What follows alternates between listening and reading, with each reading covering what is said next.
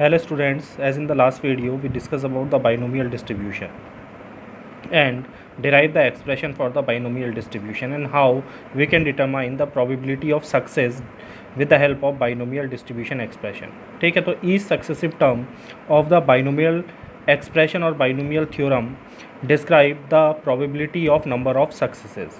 तो वहाँ पर हमने binomial expression पढ़ा था. The binomial expression is generally q plus p की power n is equal to n C zero q की power n plus n C one q की power n minus one into p plus n C two q की power n minus two into p square plus n so on plus p की power n. तो this is the simple binomial theorem और binomial expansion. ठीक है, expression. So each successive term, इसका हर एक successive term किसको रिप्रेजेंट करता है? नंबर ऑफ सक्सेस की प्रोबेबिलिटी को रिप्रेजेंट करता है. ठीक है, यहाँ पर P is the probability of success. तो P होती है probability of success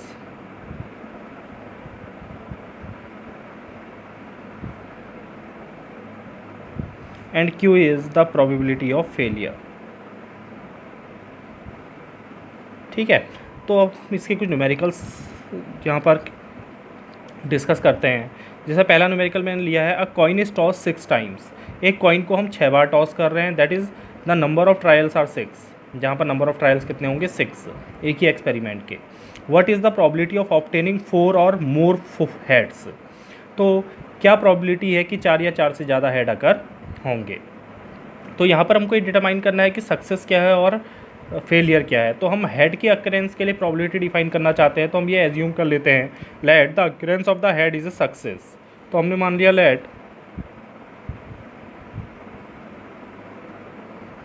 the occurrence of head is success.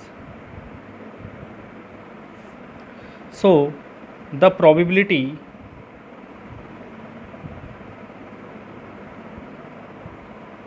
of obtaining a head in one toss. तो एक टॉस में प्रोबेबिलिटी हेड की अगर होने की हो जाएगी P इज़ इक्वल टू 1/2.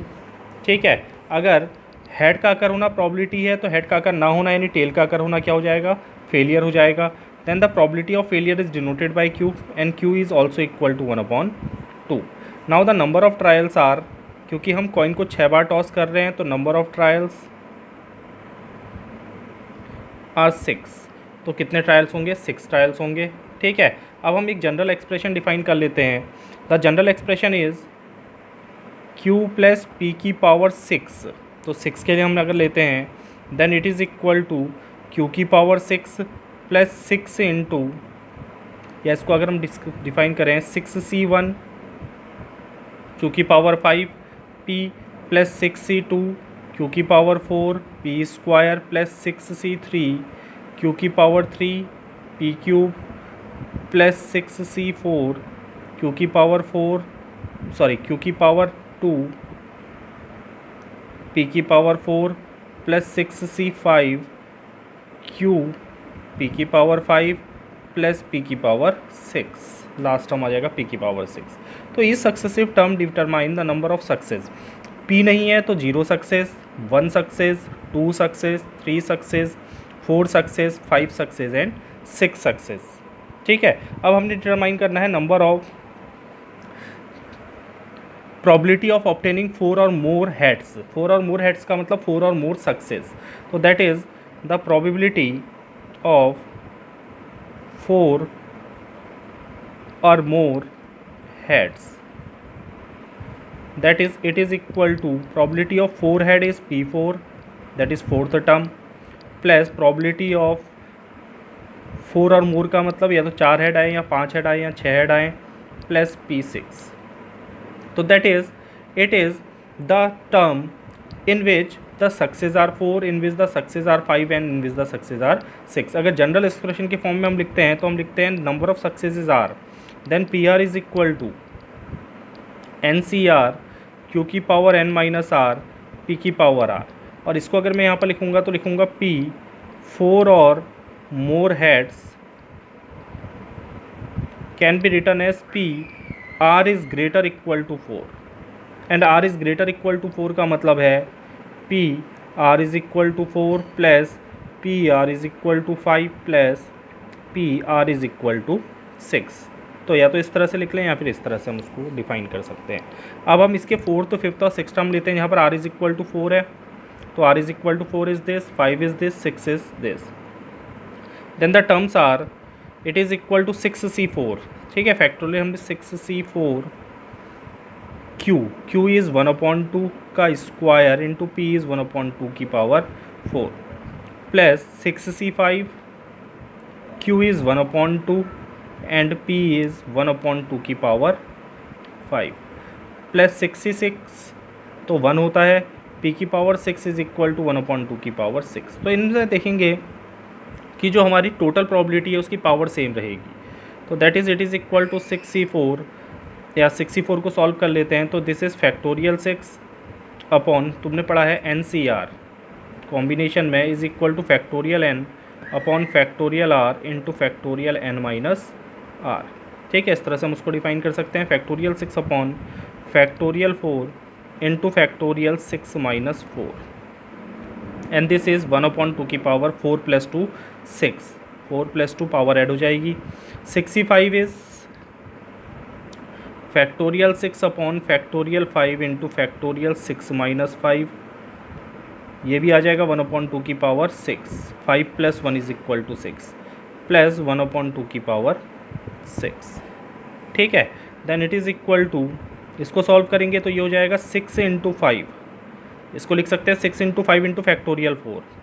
अगर मैं पूरा सॉल्व करूँ into factorial 4 upon factorial 4 into factorial 2। ठीक है, प्लस 1/2 की और 6 कॉमन ले लेंगे, ये हो जाएगा फैक्टोरियल 6 को लिख सकते हैं 6 into factorial 5 upon factorial 5 into factorial 1 plus 1, इसमें से कॉमन हमने ले लिया 1/2 की पावर 6, ये कॉमन आ गया।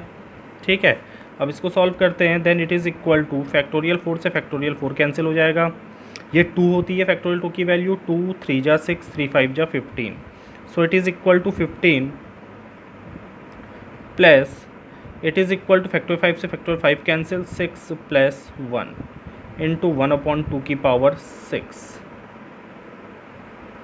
ठीक है, अब इसको सॉल्व कर लो, ये हो जाएगा 15 plus 1 16, then it is equal to, यहीं पर इसको सॉल्व कर लेते हैं। Then it is equal to 15 16 और 22 इंटू 1/2 की पावर 6। इसको सॉल्व करोगे तो this is the probability, this gives the probability and the total probability is equal to 0.344। तो this is the probability of the 4 और more heads using the binomial theorem. ठीक है, अब अगला क्वेश्चन इसका डिस्कस करते हैं। Now the next question is,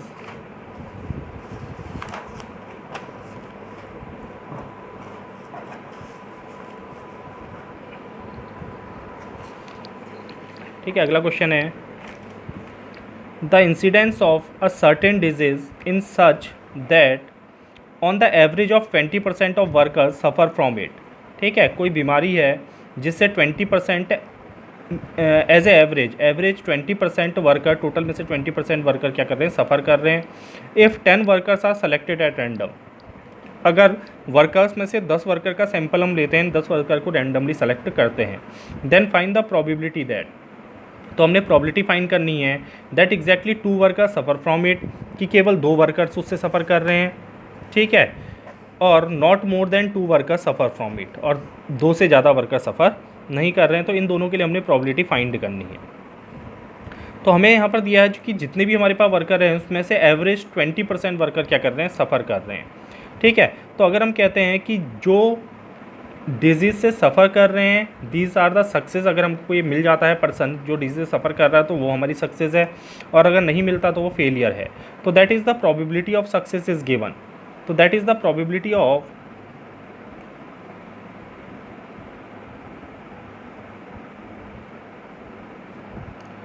that a worker suffer from a disease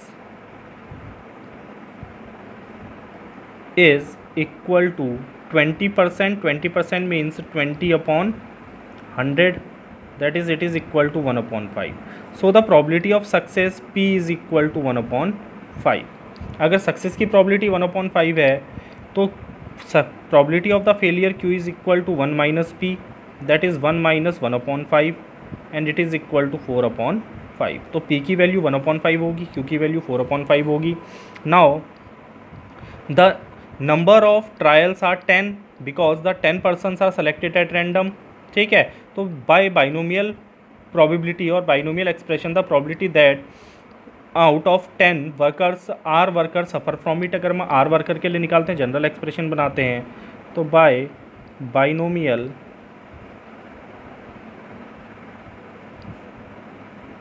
the probability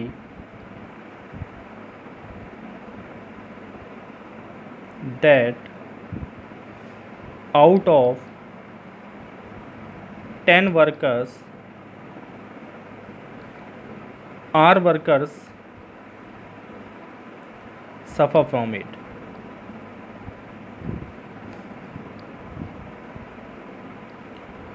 ठीक है, then it is PR is equal to NCR Q की power n minus R P की power R, and here n is equal to 10, CR Q is 4 upon 5 की power 10 minus R into 1 upon 5 की power R, और it can be written as 10 CR 4 की power 10 minus R upon 5 की power. अगर हम देखते हैं तो पावर ऐड हो जाएगी, 10 माइनस आर यहाँ है, प्लस आर यहाँ से आएगा, तो 5 की power 10, where R is equal to 0 1 2 3 up to 10.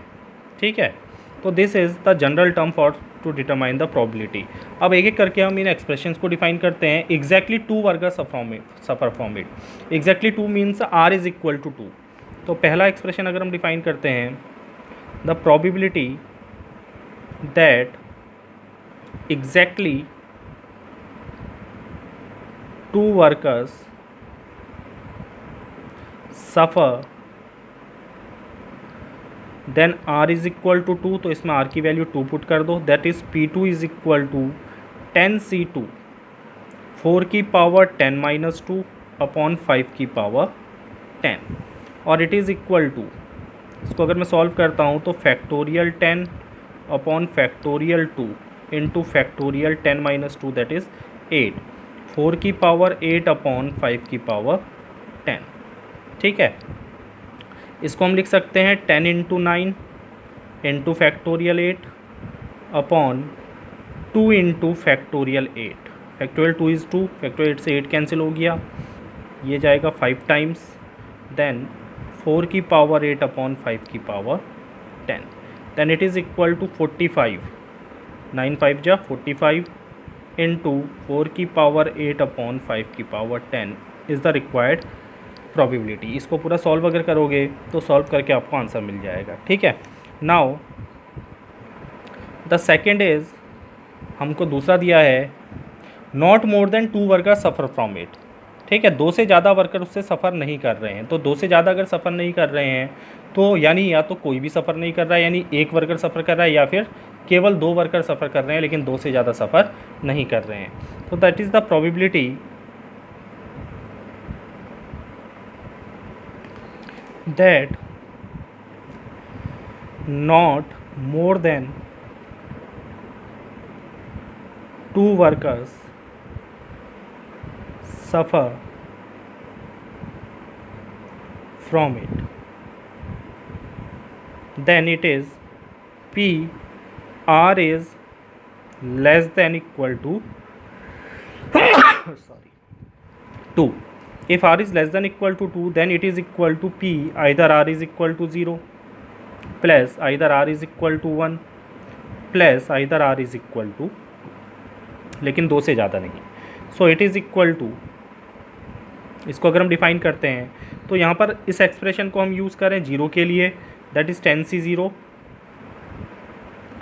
Into 10 की पावर 4 की power 10 minus 0 that is 10 upon 5 की power 10 it is constant plus 10c1 4 की पावर 9 अपॉन 5 की पावर 10 प्लस 10c2 4 की पावर 8 अपॉन 5 की पावर 10। ठीक है, अब इसको अगर हम सिंप्लीफाई करें then we can get the answer.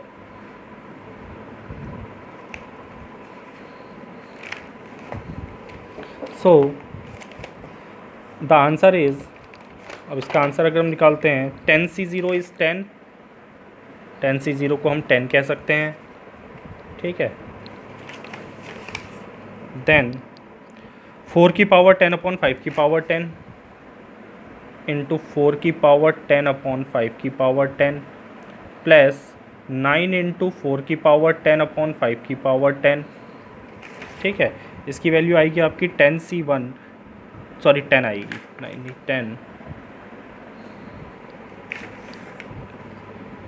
10c0 is 1, sorry 10c0 is 1। ठीक है, 10c0 की वैल्यू होगी 1।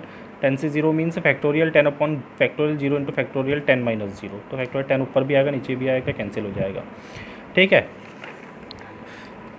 फैक्टोरियल 10c1 की वैल्यू होगी 9 एंड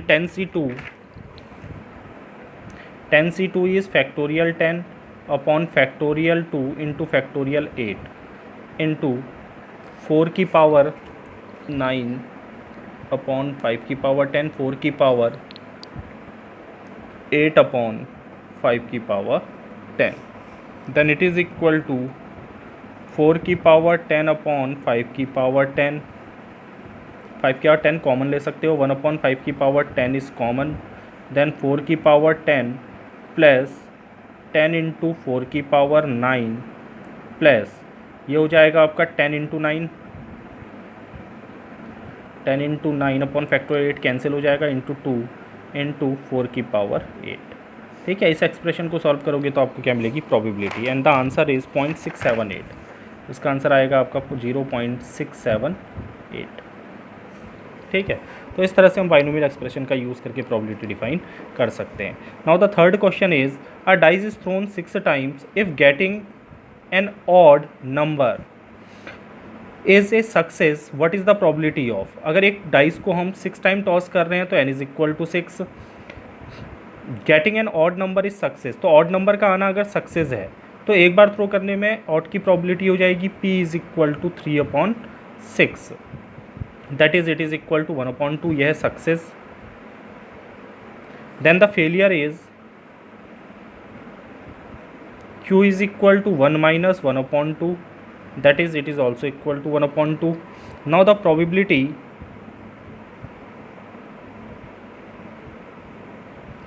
of R success, तो probability of R success is PR is equal to NCR Q की power n minus R into P की power R. So it is equal to 6CR, Q is 1 upon 2 की power 6 minus R into 1 upon 2 की power R, और it can be written as 6CR into 1 upon 2 की power 6। ठीक है, this value is constant, क्योंकि R power add होंगी 1 upon 2 दोनों हैं, ऐड होंगी तो कैंसिल हो जाएगा। तो this is the probability of the R success. अब हमने निकालना है प्रोबेबिलिटी ऑफ एग्जैक्टली 5 सक्सेस। तो पहला केस अगर हम देखते हैं 5 सक्सेस, तो 5 सक्सेस का मतलब है that is PR is equal to 5, तो R की जगह 5 रख देंगे, दैट इज़ 6C5 1 अपॉन 2 की पावर 6, और it is equal to 6C5 is 6 into 1 upon 64, that is it is equal to 3 upon 32। This is the probability. Second is at least 5 success.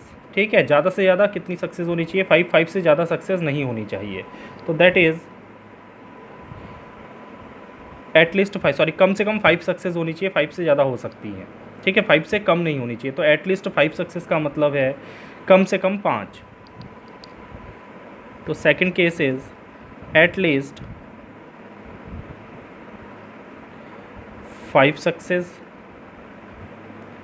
तो that is it is equal to PR is greater equal to 5, और PR is greater equal to 5 का मतलब है that is P either r is equal to 5 और r is equal to 6, ठीक है। Then it is equal to 6c5, r की जगह 5 रख देंगे तो 6c5 1/2 की पावर 6 प्लस r की जगह 6 रखेंगे तो 6c6 1/2 की power 6। Then it is equal to, ये अभी हमने निकाला था 3/32 plus 1/64। Then it is equal to 7/64। 7 किस आएगा 5 या 64, इसको 6/64 6/64 ये हो जाएगा 6/64, तो 6/64 प्लस 1/64 इज 7/64, ठीक है। Now the third case is at most 5 success. अब एट मोस्ट 5 का मतलब क्या है? एट मोस्ट 5 का मतलब है कि ज़्यादा से ज़्यादा 5 सक्सेस, ठीक है। 5 से ज़्यादा सक्सेस नहीं होनी चाहिए।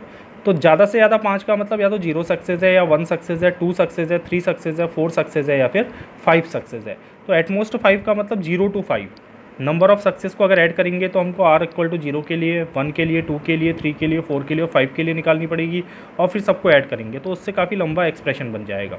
तो इसका दूसरा मीनिंग है, अगर मैं कहता हूँ एटमोस्ट 5 सक्सेस, तीसरा केस है हमारे पास at most 5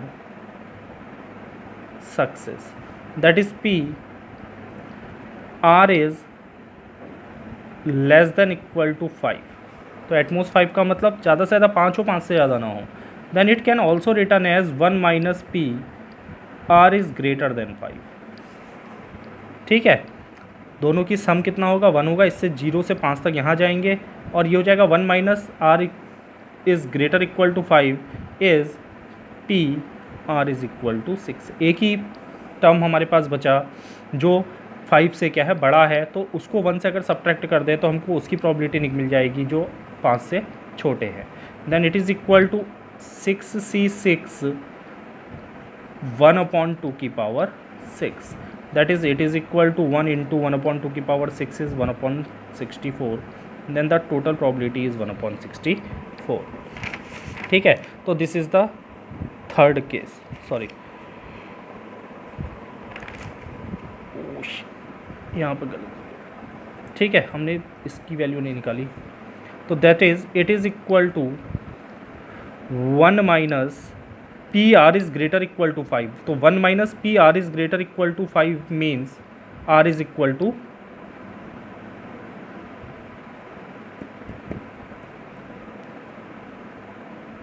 1 minus greater equal to 5 P R is equal to 6, ठीक है। तो 1 minus P R is equal to 6, this expression is 1 minus P R equal to 6। हमने केवल पी आर इक्वल टू 6 की वैल्यू निकाल ली थी। तो 1 माइनस 6c6 इंटू 1/2 की power 6, that is it is equal to 1 minus 1/64, और it is equal to 64 minus 1/64, that is it is equal to 63/64 is the right probability, ठीक है। So this is the binomial expression. Now in the next video we discuss the another topic of the probability distribution.